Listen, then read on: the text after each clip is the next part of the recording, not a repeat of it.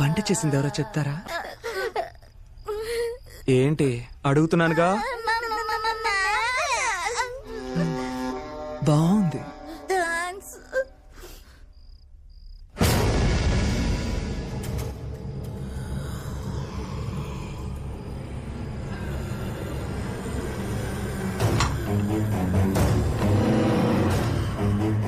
అయ్యయ్యా బుర్రచ్చే use చేస్తున్నాడు.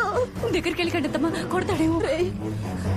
రాఘవ రాఘవ ఏంట్రా ఇలా అర్థం బుద్ధ లేకుండా ప్రవర్తిస్తున్నావు? పిల్లలు బుర్ర చేత్తో తింటేనే నువ్వు తిడతావు, ఇప్పుడు నువ్వే ఇలా తింటే ఎలా చెప్పురా?